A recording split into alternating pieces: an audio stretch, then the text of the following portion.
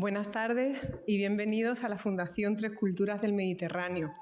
Antes de nada, quiero disculpar a nuestra directora, Concha de Santa Ana, a quien le resulta imposible estar hoy aquí con nosotros como hubiera sido su deseo. Dentro del ciclo Marruecos en Tres Culturas, presentamos la primera biografía de Mohamed Choukry, figura fundamental de las letras marroquíes y mediterráneas, que ha sido una presencia constante en nuestro club de lectura Tres con Libros, y al que no solo le hemos dedicado horas y horas de lectura, de debate, sino que en 2014 le rendimos un merecido homenaje en una mesa redonda que organizamos con testimonios de personas que lo conocieron en vida. Mohamed Choukry, Hambre de escritura, editado por Zud e incluido en la colección Vidas térmicas, está escrito por una amiga de esta casa, Rocío Rojas Marcos, arabista y profesora universitaria, a la que agradecemos enormemente la presencia hoy. Muchas gracias, Rocío.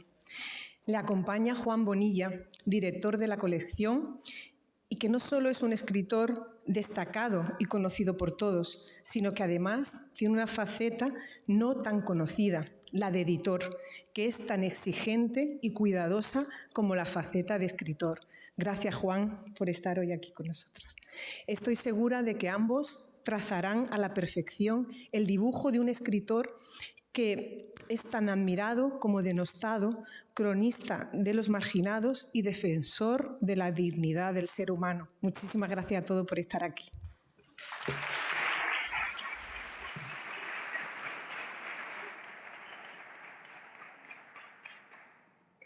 Bueno, buenas tardes, buenas noches, buenas. Con permiso de Rocío, que es una persona muy amable que me lo va a permitir, para poner en contexto el libro, hablaré de la colección a la que pertenece, claro. Vidas térmicas, de la que yo no soy director, sino solamente algo así como el ideólogo o el amigo del editor que le dice lo que tiene que publicar y a quién tiene que publicar. Es una colección que se nos ocurrió en Zud hace muchos años, pero que no pudimos sacar por razones circunstanciales de la crisis y demás, pero veíamos que el género, la biografía, era un género algo desatendido en nuestras letras, al revés que en el mundo anglosajón o germano, y nos apetecía mucho hacer una colección de breves biografías que fueran además libros personales de los autores. La oportunidad se dio en 2019. Me embolico un poco con las fechas con lo de la pandemia, no sé si fue 2019, creo que fue 2019, con el apoyo de la Térmica, que es el Centro Cultural de la Diputación de Málaga, y que nos facilitaba, nos ponía bastante fácil el título de la colección Vidas térmicas.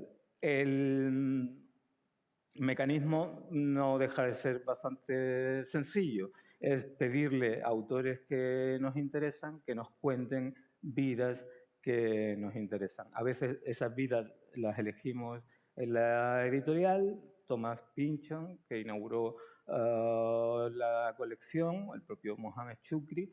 Otras veces ante algún obstáculo que pone el autor al que llamamos, le pedimos que nos dé una terna de personajes, pero bueno, en esa terna se ve claramente de quién quiere hacer la biografía. No quiero poner ejemplos, pero a un autor le pedimos que nos diese esa terna y nos dijo Bertín Osborne, Chiquito de la Calzada y Ana Akhmatova. Estaba claro que quería hacer una biografía de Ana Akhmatova. Y funcionaba así. Yo para las primeras, que ahora cuando acaba este año hemos cumplido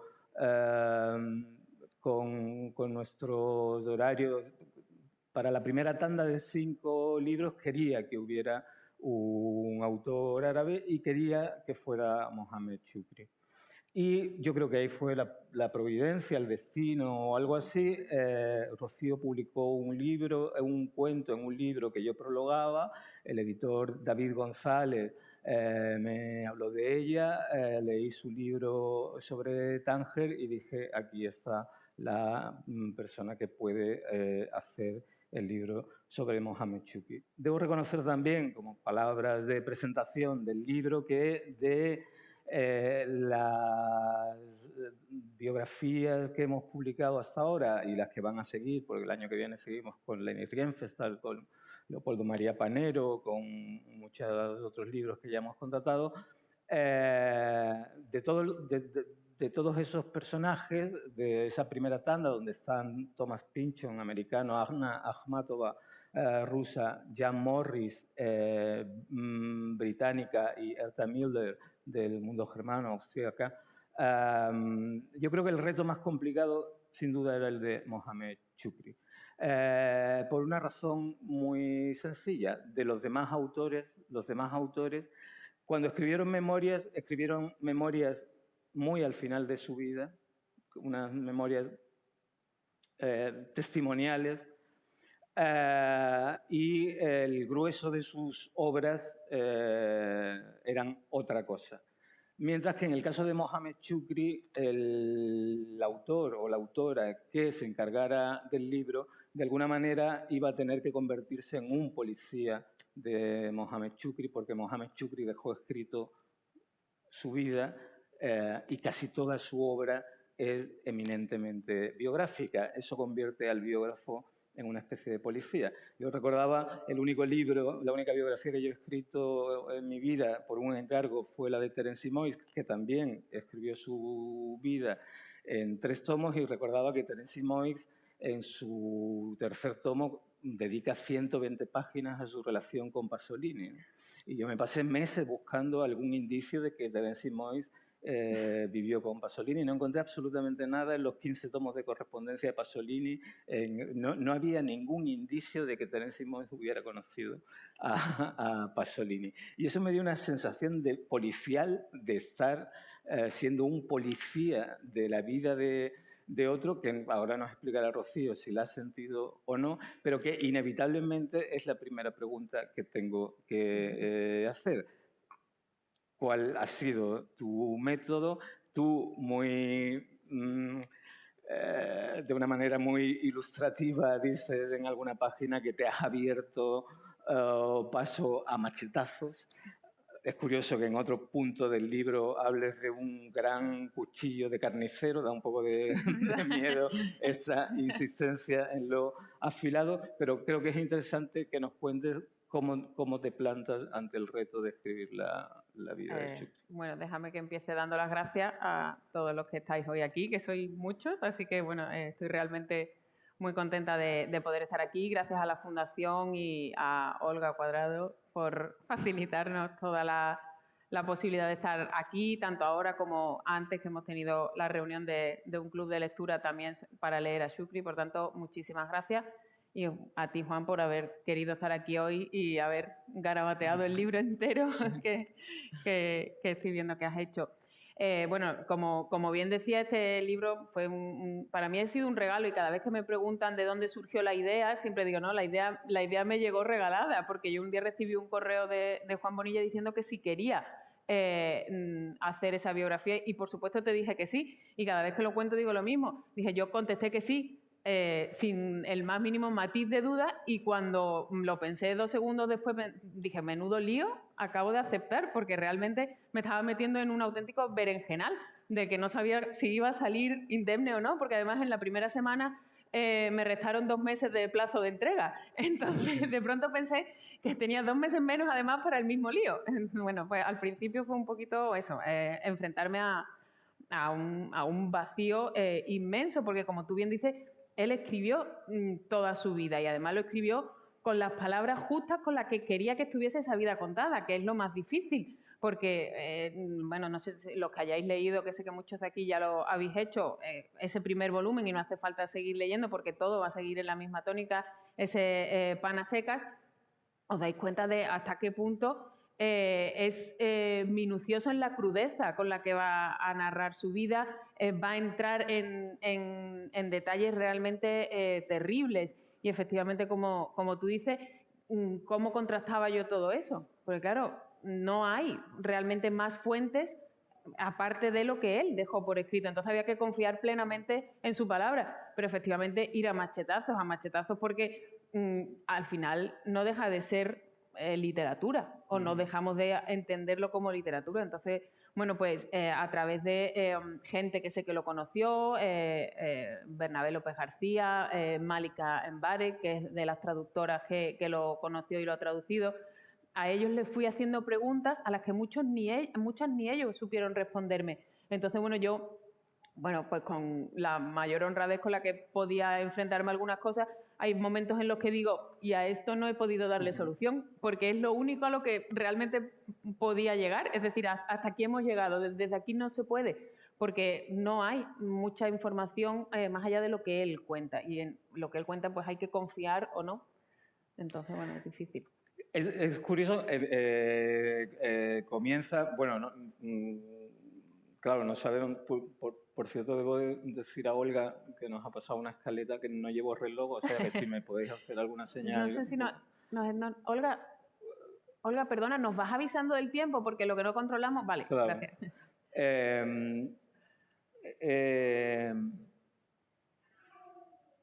Me parece muy interesante el comienzo, el punto de partida que tú tomas para empezar a lanzar la vida realmente térmica de Mohamed Shukri. Es esta especie de confusión con los demás que, sin embargo, no atenúa su propia personalidad. Tú dices, su gran suerte fue ser un Mohamed cualquiera, pero eso, siendo verdad, tiene, digamos, un pliegue que es precisamente por no ser un cualquiera, pudo contar lo que todos los demás no pudieron contar. Entonces, me parece muy interesante el punto de partida biográfico de Shukri, en el sentido de que efectivamente toda su riqueza nace de sus carencias, ¿no?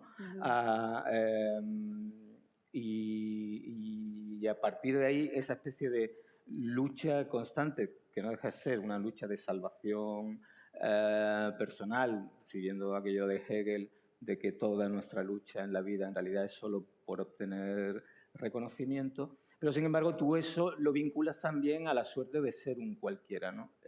Me gustaría que indagaras en eso. Claro, en realidad él se llamó a sí mismo un Muhammad cualquiera, porque yo creo que lo hace de un modo muy inteligente y efectivamente tiene ese doble nivel al que te estás refiriendo, porque él es un hombre que toda su vida luchó solo.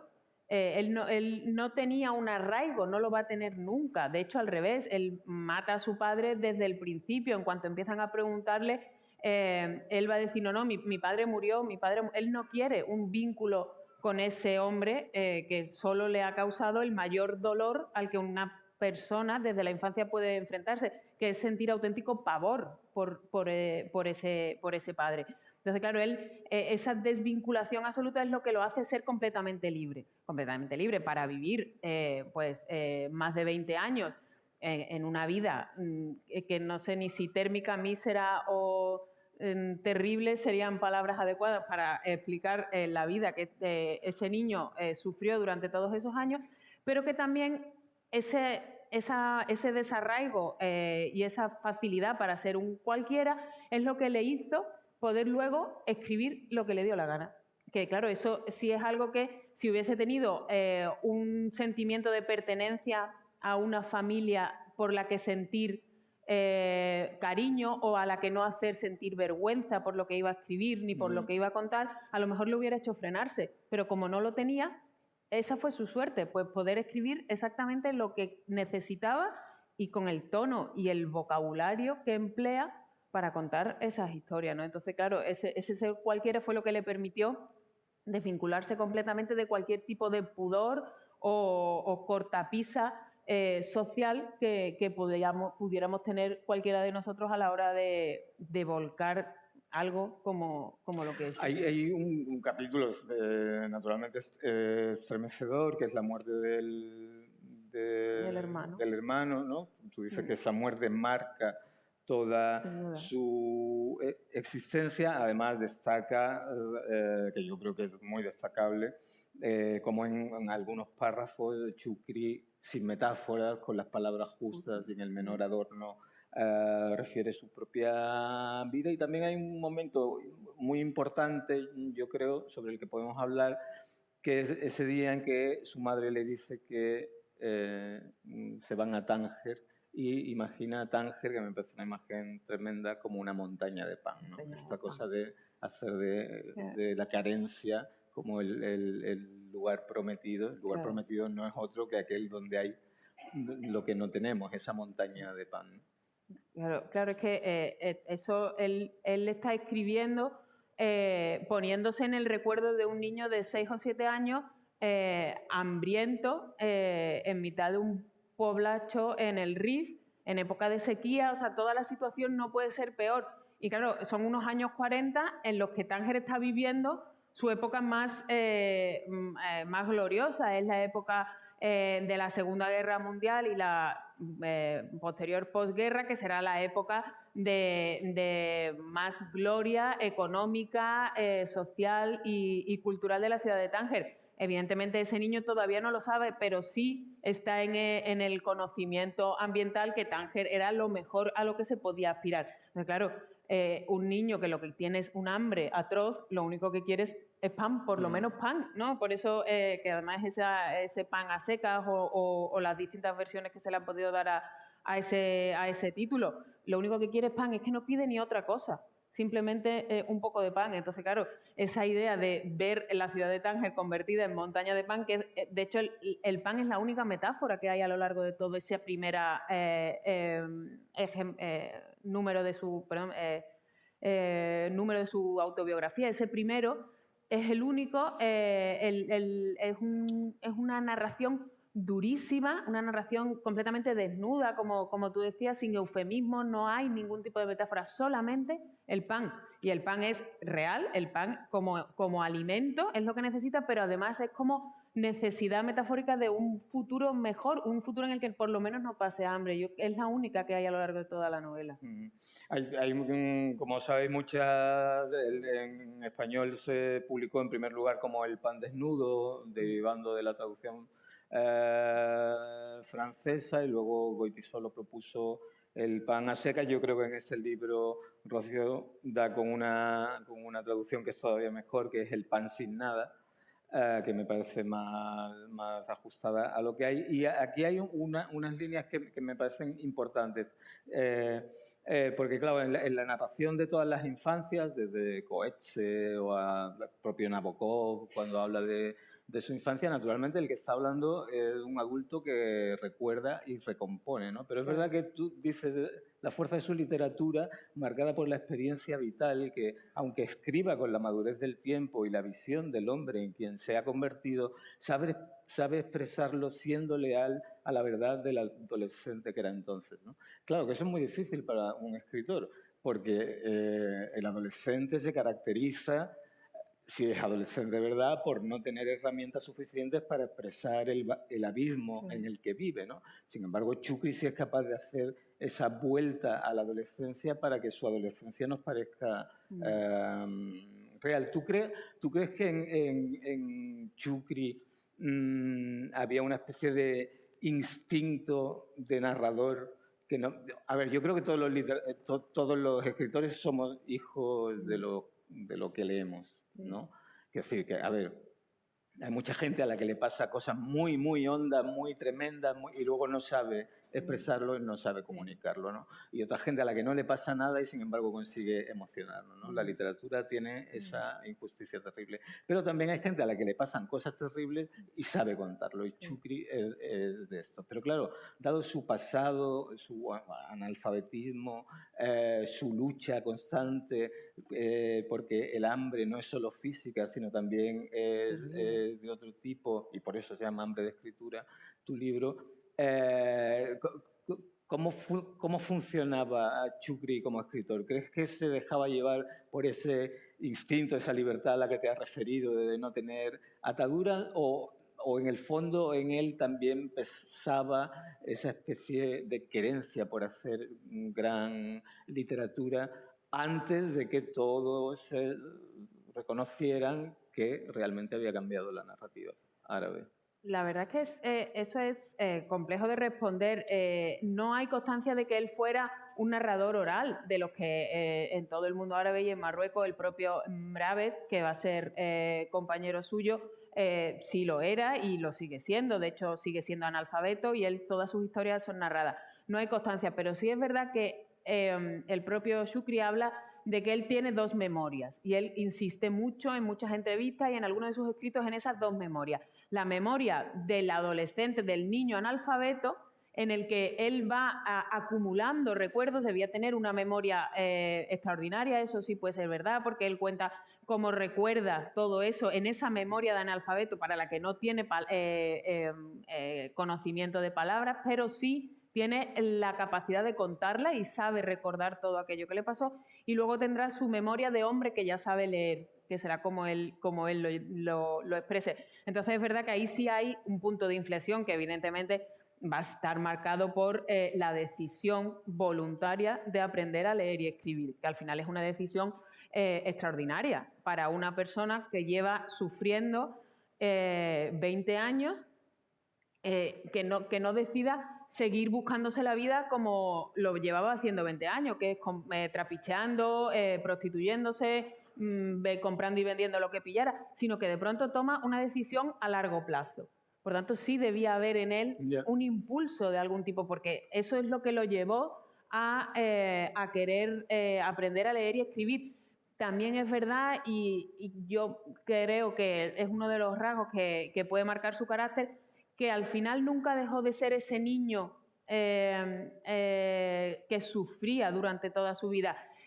Al final, aunque evidentemente se hizo adulto, ese carácter de niño que desea pan lo va a tener igual a lo largo de toda su vida, porque hay un momento en el que se imagina como escritor cuando ve el trato y la deferencia y el modo de dirigirse a los escritores que él ve a su alrededor, ¿no? Cuando conoce a Mohammad Shahbaz en Tetuán, cuando él ya ha ido a la escuela, ya sabe leer, y de pronto se entera que un señor al que todo el mundo le rinde pleitesía, al que todo el mundo se acerca a saludar en un café, es un escritor. Y dice, oye, entonces los escritores, para empezar, existen. Porque claro, él los veía como algo etéreo, una cosa inexistente, un escritor idealizado. Dice, no, existen, toman cafés y además la gente se dirige a ellos con respeto. Entonces yo creo que ahí, por un lado, va esa imagen infantil de quiero ser escritor, que es que incluso se compra pajaritas para parecer escritor. Es muy infantil ese gesto, pero es entrañable. Tiene muy pocos momentos entrañables en su vida y ese para mí lo es, porque él se imagina a sí mismo de escritor. Y a partir de ahí empieza todo ese ejercicio de insistencia en querer convertirse realmente en un escritor. Sí, yo lo tengo aquí apuntado. Escritura igual a reconocimiento. Quiero decir, yo creo que hay un momento en el que él dice, o sea, el modo de encontrar reconocimiento es la escritura, y tú aquí lo cuentas muy bien porque cuando conoce a ese escritor compra inmediatamente todos sus libros deslumbrado, no por sus libros, sino por la atención que los demás le dedican, ¿no? Sin duda.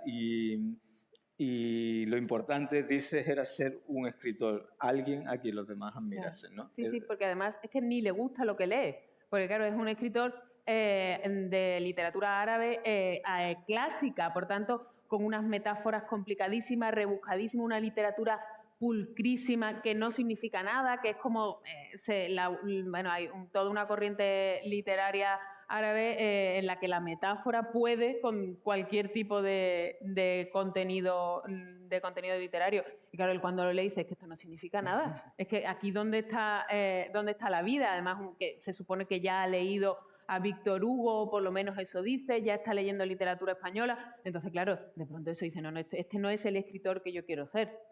De hecho, cuentas que la literatura en la que él sí ve de verdad, verdad, por usar una redundancia, y citas aquí una lista: Becker, Machado, Alexandre, Neruda, Gabriela Mistral, Rafael Alberti, mucha poesía en español, con la que intentar encontrar sus propias metáforas hasta que por fin publicó su primer texto.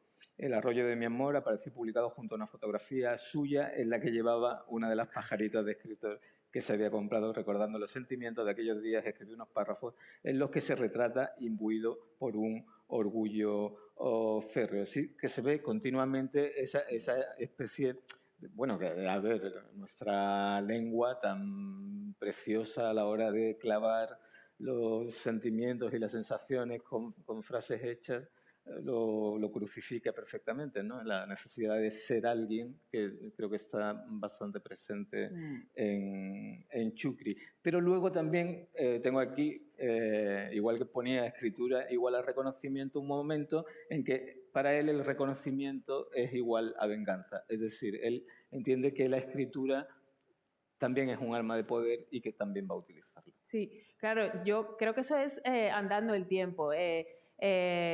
Cuando se da cuenta que lo que ha escrito realmente ha caído como una piedra en la sociedad en la que él vive, que realmente Marruecos se ha escandalizado con lo que él ha publicado y él sabe que eso es verdad.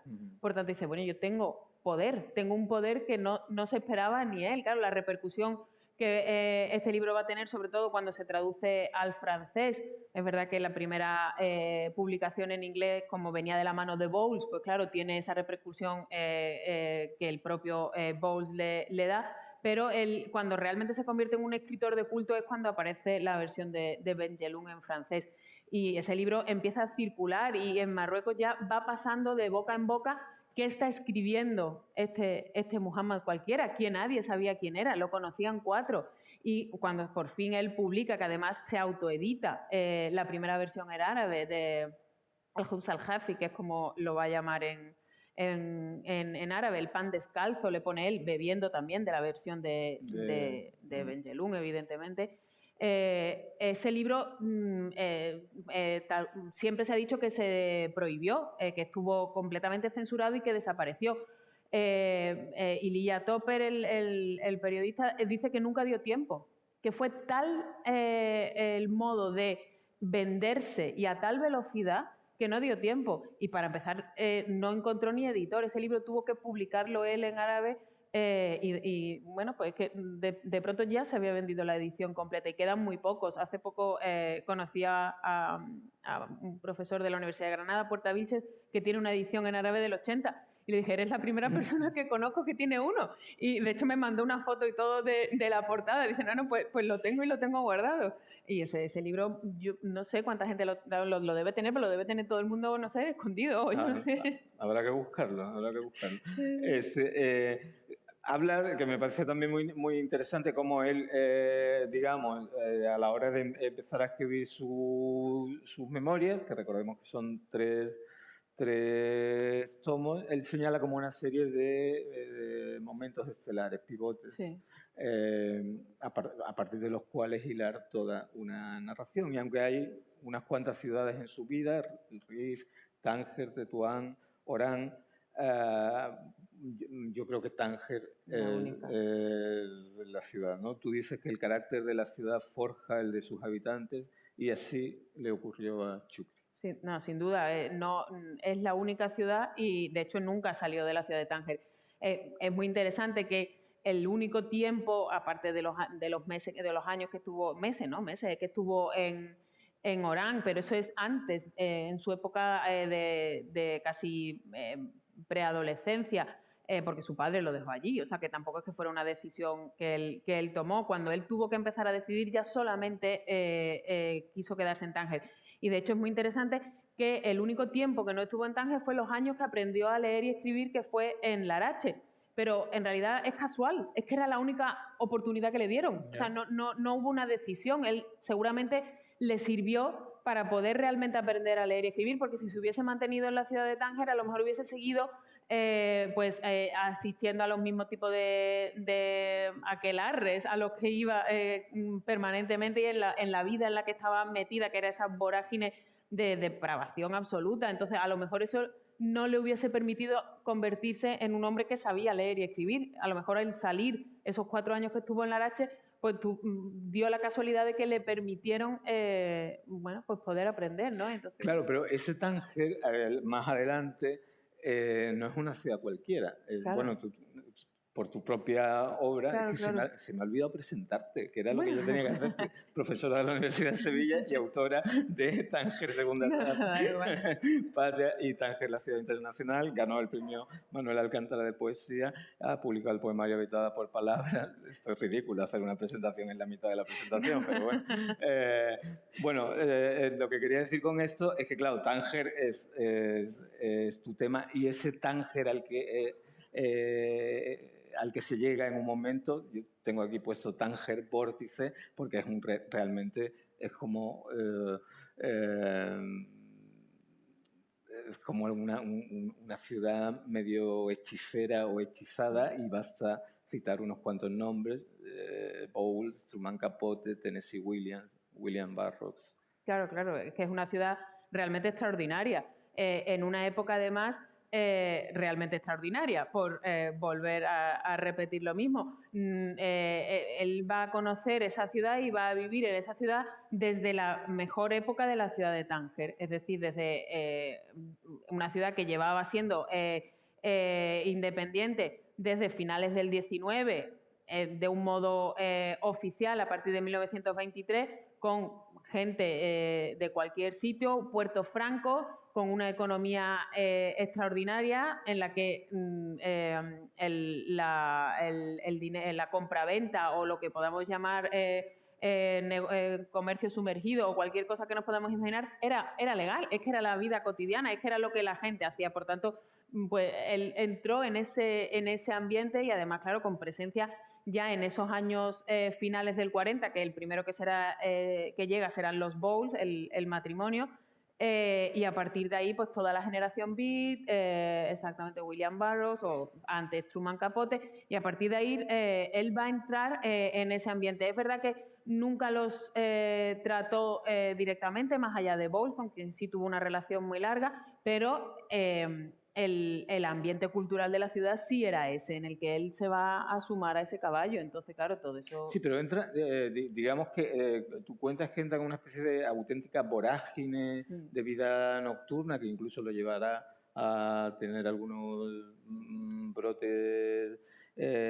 psicóticos, y apuntas que eso se ve muy bien en sus libros de cuentos, El loco de las rosas y la Jaima. Con respecto a su obra mayor o más conocida, ¿qué papel juega esa obra literaria, sus relatos, Bueno, yo es que creo que esos relatos son parte también de su propia biografía. ¿Las contarías como...? Yo creo que sí, o sea, yo creo que en cada una de esas cosas son historias que le han podido pasar a él, y que, bueno, pues simplemente ha decidido contarlo como relatos, cambiándole el nombre al protagonista, pero yo podría decir que todas ellas, si no las ha vivido así, han sido muy parecidas. Porque, por ejemplo, ese primer cuento que él publica en el 66, Violencia en la playa, es una historia muy, muy similar al final del Pan a secas.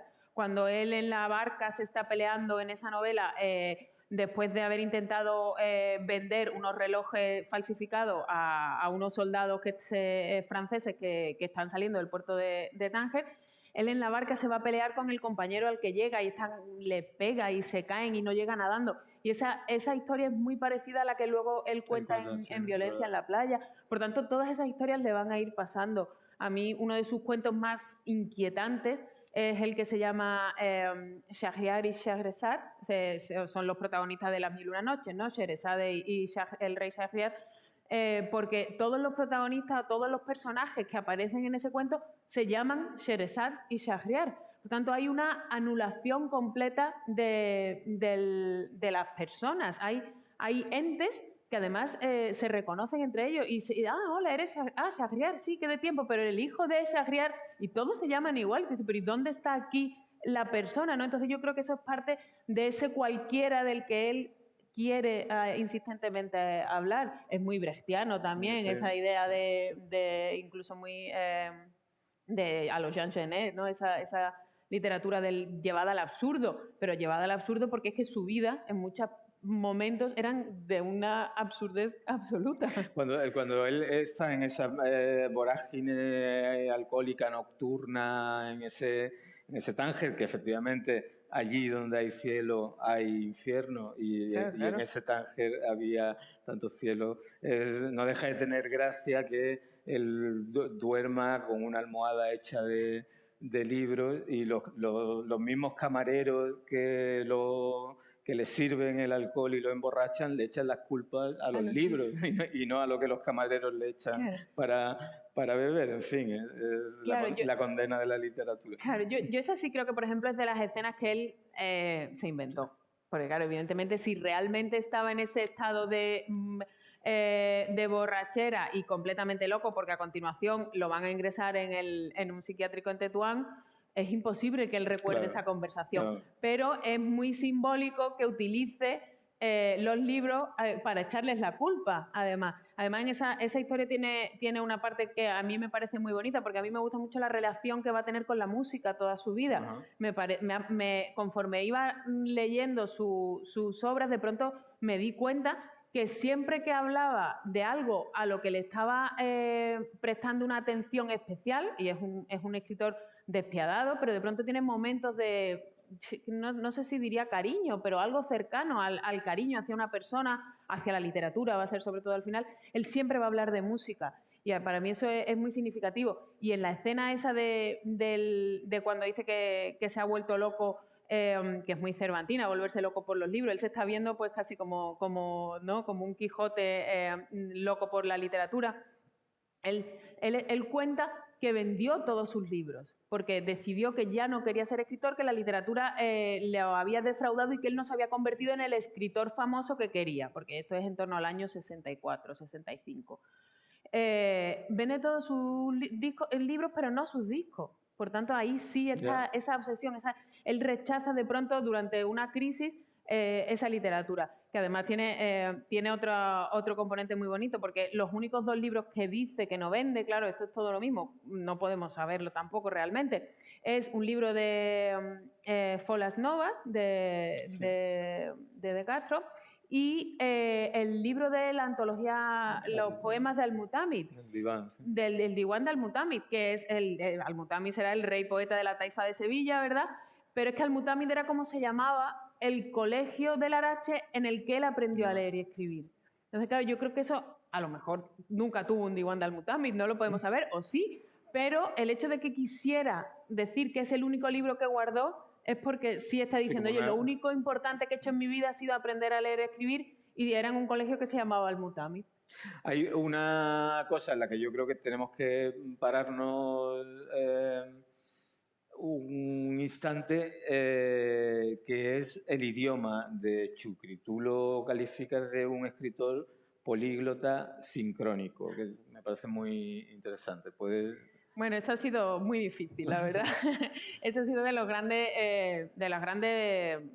conflictos que he tenido, porque, claro, Chucri se considera un escritor árabe, y bueno, el árabe, hay un registro escrito, ¿verdad?, que será lo que se llama árabe fusha, un árabe estandarizado, un árabe que viene del árabe coránico, más aligerado gramaticalmente, no es tan fosilizado, pero en cualquier caso sí es una lengua muy fijada, una lengua muy estructurada y con un modo gramatical muy concreto. Y Chucri no respeta en ningún momento ese árabe.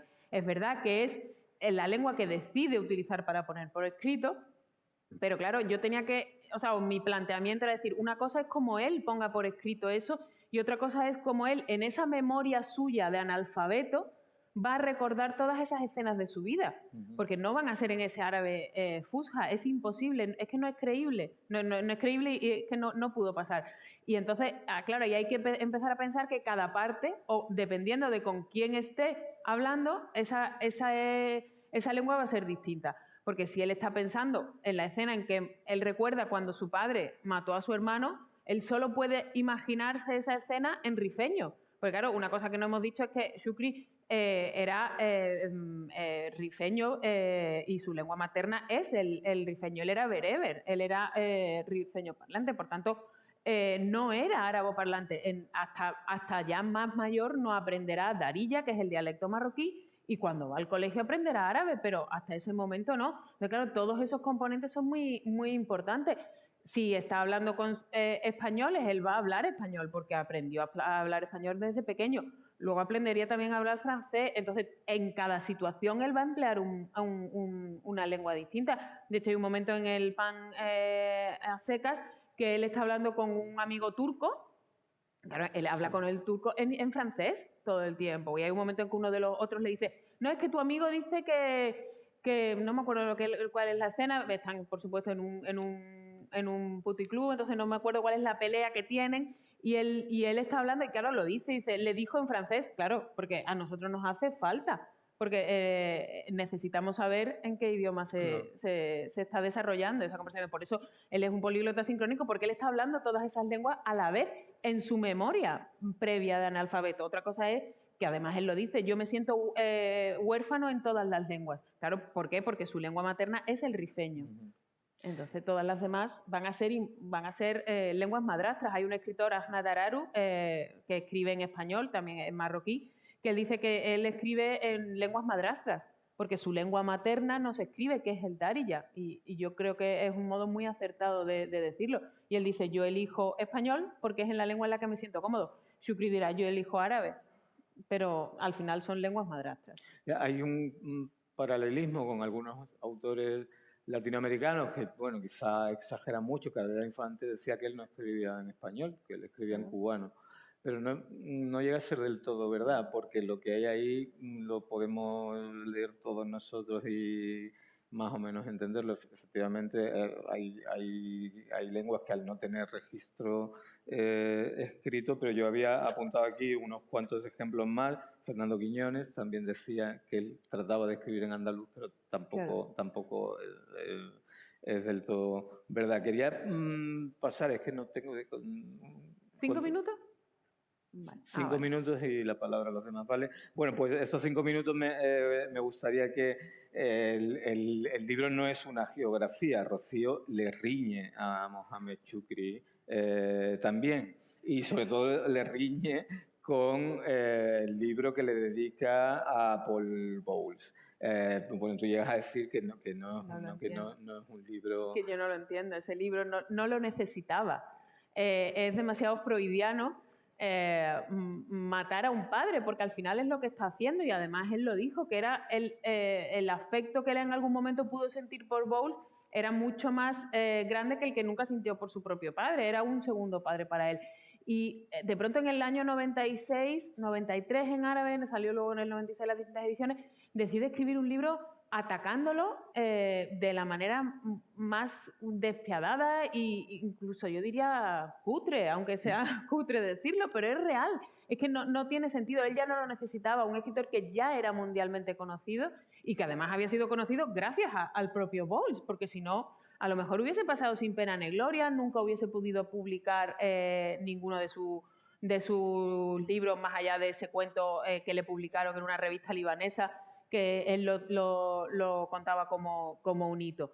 Entonces, vengarse de él en esos términos yo nunca lo he entendido, me parece un libro absolutamente innecesario en su trayectoria, porque lo que hace es, él es como una venganza sin un beneficio real, porque él ya no va a sacar nada de ahí, y además juega la baza de se aprovechó de mí. No, tampoco es verdad, porque él ya sabía leer, ya sabía escribir, ya era profesor, entonces él sabía a lo que se estaba enfrentando, y además era de todos conocido la miseria de Bowles. Era un hombre mísero, absolutamente obsesionado por el dinero, que lo único que quería era sacar rendimiento de lo que pudiese. Entonces, el propio Shukri lo dice en una entrevista, es decir, yo sabía que me estaba enfrentando a una rata que se iba a aprovechar de mí, pero mi único deseo era publicar por fin un libro. Bueno, pues entonces no escribas eso 30 años después, porque ya no tiene sentido. Bueno, tú literalmente dices, el hombre que tuvo el valor y la determinación de salir de su cloaca escribió después en nombre de un tercer mundo oprimido por el abuso de un escritor norteamericano mísero. Es como decir que no... No, es que no lo entiendo. Yo ese libro yo nunca lo he entendido, porque además luego hay partes que le dedica a Jane Bowles, a la que nunca llegó a conocer, porque ella estaba muy enferma y luego murió y nunca conoció, que a mí me parece además mucho más interesante que su marido. Por tanto, eso ya, claro, eso ya son otros asuntos. Con Burroughs tampoco hay constancia de que realmente se conociera. Entonces, de lo demás que él habla en ese libro son historias muy conocidas, que se iban contando por la ciudad y que todo el mundo sabía. Entonces, tampoco es que aporte nada extraordinario, más allá de una crítica atroz contra Shukri, que al final fue el que le posibilitó ser el escritor que hoy conocemos. Y el escritor que hoy conocemos, y aquí acabo ya el interrogatorio y paso la vez a la gente, ¿qué papel juega en ese momento en la literatura? Yo creo que un papel muy interesante. Está empezando a asomarse en los programas curriculares marroquíes, cosa que bueno, hasta ahora era absolutamente impensable. Y yo creo que es que sigue tan absolutamente vigente que por supuesto que hace falta leerlo, y hace falta leerlo muy en alto, porque en la primera edición en español tiene un prólogo de Goytisolo, en el que Goytisolo dice que el hecho de que Shukri sea un escritor tan universal es porque lo que habla no es ni exclusivamente marroquí, ni por desgracia exclusivamente de un tiempo concreto. Eso pasa en cualquier sitio de este mundo y en cualquier tiempo, y por desgracia fíjate cuántos años hace de eso, y estamos hablando de que eso lo escribió él ya en el 80, sigue pasando. O sea, podemos todos a diario en el telediario tener ejemplos de esa violencia atroz, de ese desgarro absoluto, de ese abuso, de ese incumplimiento de cualquier tipo de consideración humana hacia un niño. Todo eso lo vemos, estamos más que acostumbrados. De hecho, ese es el problema, que estamos completamente anestesiados. Entonces, claro, leer muchas veces en primera persona que eso es real, yo creo que es que, por desgracia, es completamente necesario, ¿no? A mí, antes has dicho, aunque haya que pasar la palabra, pero por hilarlo, me interesa mucho porque antes has dicho que otro de los libros que va a salir en la colección es Leopoldo María Panero. Sí. Me parece muy interesante, porque hay un momento en que yo siempre he pensado que Shukri y Panero tienen mucha concomitancia, imagínate, a pesar de la diferencia abismal entre una vida y otra. Pero cuando Panero tiene un poema que se llama Tánger, incluido en Contra España y otros poemas no de amor. Y yo creo que el modo de la relación de Panero en ese libro y el modo en que escribe sobre Tánger es la misma que Shukri tiene con su vida entera. Es esa relación no de amor con todo en general. Entonces a mí me interesa mucho esa crueldad absoluta, esa falta de empatía completa con tantos aspectos que Panero también tiene, ¿no? Yo siempre, para mí han sido siempre dos escritores que están como muy en paralelo. No lo había pensado nunca, la verdad. Le daré vueltas. Sí. Bueno, tienen ustedes la palabra. ¿Alguna pregunta? Estamos deslumbrados. Yo veo regular. Yo sí. Es verdad, al mirar por allá. Estamos... por ahí hay una, creo.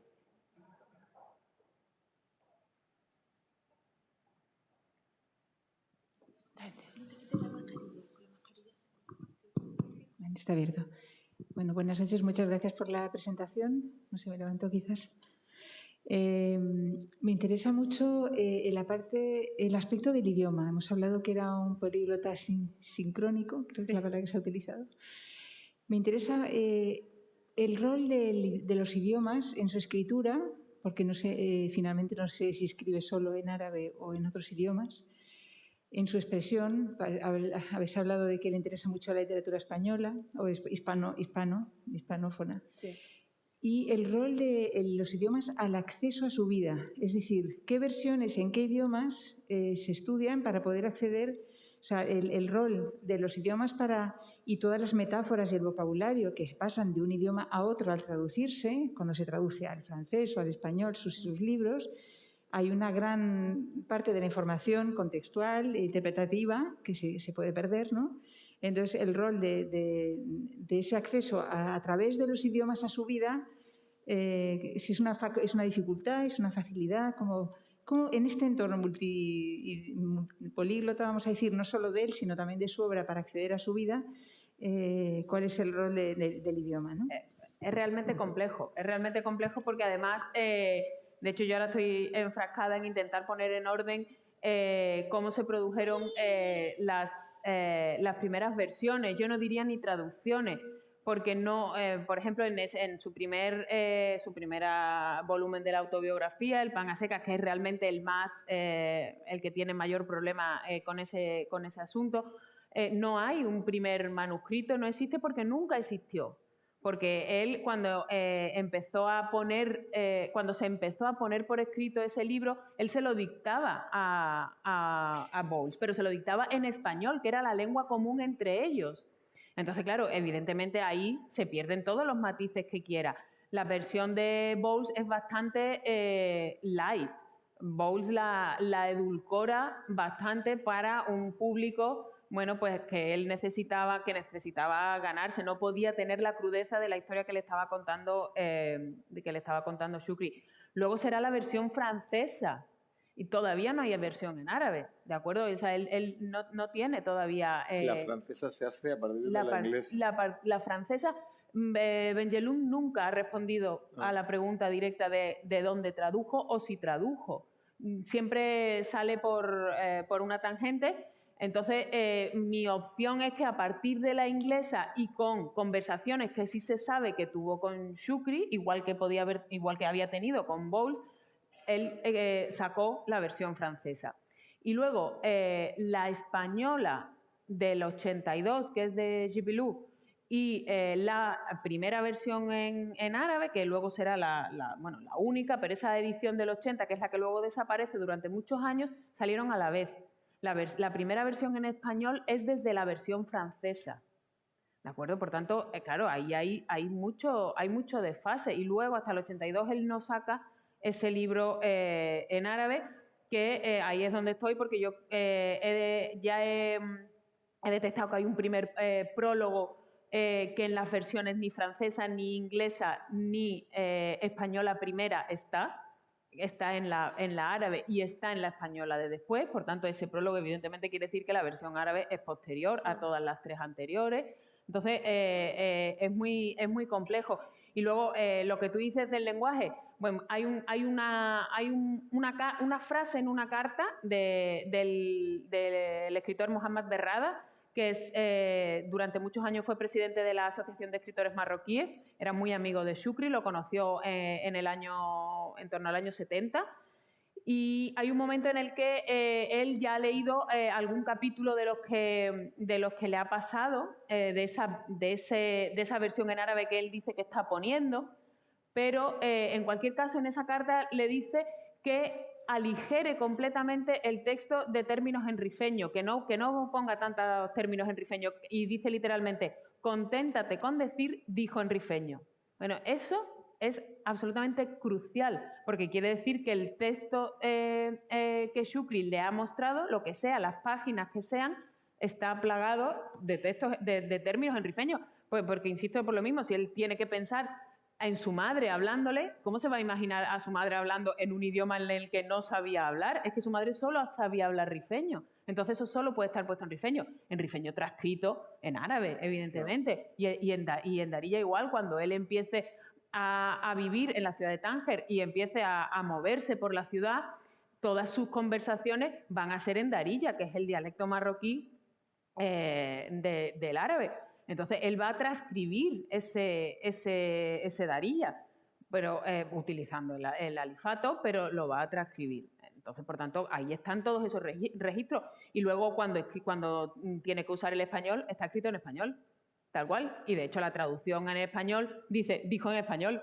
Porque claro, a nosotros nos llega todo en español en la traducción, entonces la traductora nos tiene que decir, dijo en rifeño, dijo en español. Bueno, en la traducción en español es necesario, pero en la versión en árabe no, simplemente está cada cosa en una lengua. Tal cual, es muy complejo. De hecho, es un debate abierto porque como además ese primer manuscrito no se conserva, porque yo sigo insistiendo en que, vamos, yo pondría mi mano en el fuego porque nunca existió, más allá de apuntes que pudiese tener en cualquier cuaderno, claro, no hay modo tampoco de comprobarlo.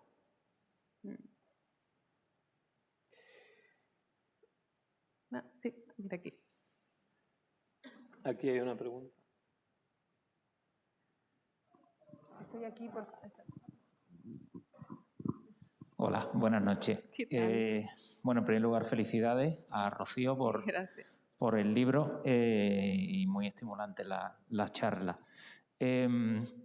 A ver, teniendo en cuenta que las biografías normalmente suelen ser género, o es un género de largo aliento, lo primero que sorprende cuando he abierto el volumen es, bueno, que son escasas 90 páginas. Entonces, bueno, quería preguntaros si, en fin, si hay por detrás algún tipo de, por parte del editor o de la editorial, algún tipo de limitación en virtud de las características de estas vidas térmicas que sean, bueno, píldoras biográficas más bien personales y no que se ciñan a lo más convencional, que suele ser biografía mucho más extensa. Eso por un lado. Y por otro lado, también teniendo en cuenta que la biografía normalmente es un género muy desagradecido, porque el biógrafo suele quedar en sombra frente a la necesidad de ser una especie de medium y una ventana transparente a la vida del biografiado. En este caso se da una situación anómala, porque tú efectivamente eres una narradora con una voz propia, o sea, no te has dedicado nunca a la biografía como tal. Y claro, ¿cómo te enfrentas a ello? Porque aquí, al fin y al cabo, aparte de un libro sobre Mohamed Chukri, no sé hasta qué punto esto es un libro también de Rocío Rojas Marcos. Es decir, ahí hay una especie de lucha de voces, ¿no? Entonces, no sé cómo lo has vivido esto. ¿Quieres empezar tú explicando la bueno, no, es que edición, tampoco tengo mucho que contar. A ver, en realidad la colección se llama Vidas Térmicas. No utilizamos la palabra biografía, yo la he utilizado al comienzo con la idea que teníamos, pero hay una diferencia fundamental entre vidas y biografías. Las vidas de los trovadores tienen una página y media. Las vidas que cuenta Suetonio tienen 5 o 10 páginas tal. Nosotros estamos fervientemente a favor de la tapa y no de los 2 platos y el postre, sino nosotros. Y entonces yo, como lector de biografía que soy de hace mucho tiempo, y Carlos Font también, esas biografías donde te cuentan el color de la cortina donde nació la hermana de Tolstoy, pues mira, no. Entonces nosotros queríamos hacer, por una parte, esta apuesta por la tapa, por decirlo así, para que me entiendas en lo gastronómico, y luego los nuestros son libros de autor. Es decir, no quiero contestar a lo que le has preguntado a Rocío, pero casi lo contesto, en el sentido de que lo que nosotros buscamos es una mirada de un autor sobre alguien de quien queremos una vida. Y nos parece que por el tiempo en el que estamos, por muchas cosas, el formato perfecto es este libro breve, contundente, donde a la vez brilla la voz del autor al que le encargamos del libro y también la vida de la persona que vaya a ser biografiada. Fundamentalmente, el propósito de cada uno de estos libros, que yo creo que por eso el de Rocío lo cumple tan perfectamente, es un propósito doble. Uno, descubrir personajes a quienes no lo conocían, es decir, quien no haya leído a Mohamed Chukri en este libro tiene una puerta de entrada perfecta porque este libro conduce directamente a todos los libros de Mohamed Chukri. Y dos, a los que sí hemos leído a Mohamed Chukri, refrescárnoslo e inyectarnos ganas de volver a Mohamed Chukri. Yo, después de haber leído este libro, he vuelto a leer cosas de Mohamed Chukri. Entonces, esos son nuestros dos propósitos fundamentales, que cuando ahora ha salido un Jan Morris de Alberto Olmos, pues que la gente sepa quién fue Jan Morris y inmediatamente necesite buscar libros de Jan Morris. Claro, y yo la verdad es que si te digo, es de las cosas más difíciles a las que he tenido que hacer, porque claro, yo la oferta de escribir este libro tenía las condiciones que eran un número de páginas concreto con un espacio interlineado concreto, es decir, no podía poner una letra del 6 sin espacio porque entonces había el doble de texto. Y luego, desde el principio, Juan me dijo, no puede haber notas. El libro no se puede caer de las manos, al revés, el libro tiene que apetecer leerlo y tienes que contarnos la vida de Shukri. O sea, cuéntanoslo como querríamos todos, como si estuviéramos viendo casi una película, ¿no? Entonces eso fue, de hecho creo que el correo decía algo así como, dime si ese día llovía o no, pero no me digas a qué hora nació, o algo así. Básicamente fue la explicación y a partir de ahí yo tuve que empezar, ¿no? Entonces, claro, ahí, evidentemente, yo he tenido que encontrar, tú decías antes una voz, no sé si hay una voz mía o no ahí, pero sí he tenido que buscar el modo en que yo he querido empezar a contar esa historia. Entre otras cosas porque además si tuviera que decir qué día nació, es que ni se sabe, ni el año siquiera. Es de las cosas a las que de pronto me he encontrado que ni sabía. Entonces, claro, estábamos escribiendo la biografía de un escritor que ya la había escrito, que además lo había hecho con las palabras exactas que él quería utilizar. Como decía antes, sin ningún tipo de eufemismo ni ninguna palabra que sobre y encima con no solo silencios sino desconocimientos por muchísimos sitios, porque la tontería de la fecha de nacimiento, que en realidad no tiene mayor importancia, a mí me ha parecido una cosa muy interesante. Es lógica en el Marruecos de esa época en la que los registros civiles había que ir a las grandes ciudades. Un niño que nace en mitad de un pueblo en el Rif, pues por supuesto que no se registra, igual que todos los demás, hasta muchas décadas después no se hace un censo poblacional serio.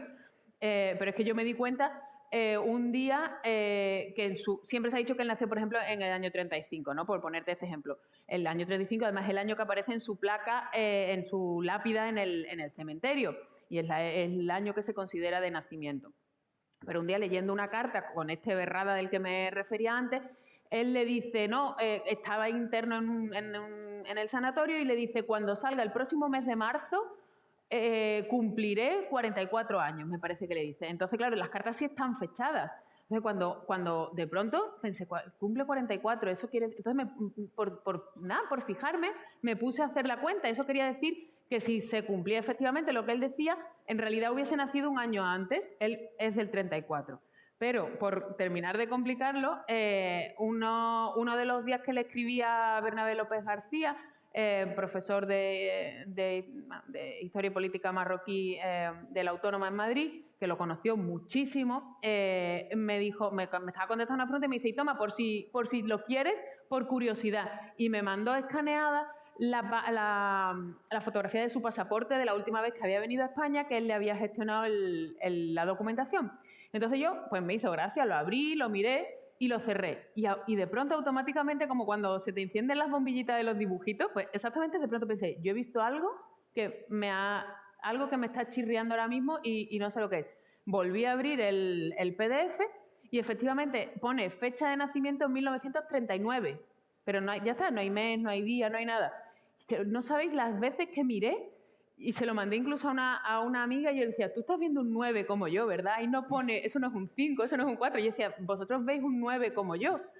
Y esta chica me decía, sí, Rocío, eso es un 9 seguro. Digo, entonces aquí es una tontería, pero aquí ahora 2 años es 4 años más joven. Ya no es solo uno mayor, sino 4 más joven.